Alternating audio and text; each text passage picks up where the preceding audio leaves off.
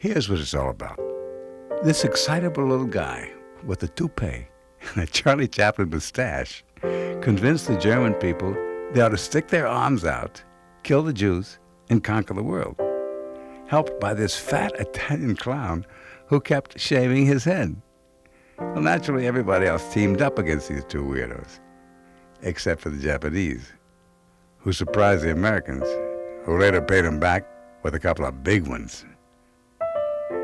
Worse than that were the Germans, who lost their Second World War in a row.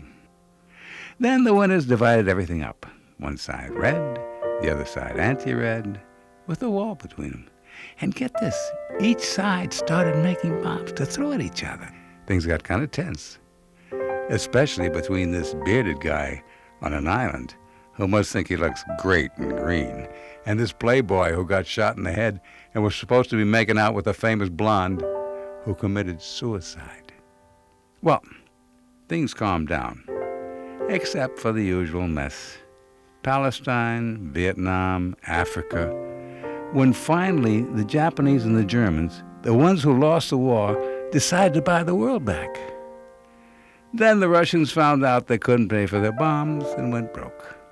So they tore down the wall, had a big party, and ended communism. Except for the Chinese, who kept cranking out communists like a factory. Now, the guy running the world today smoked marijuana but didn't inhale, and would love to knock off the guy with the big mustache where everybody wears mustaches.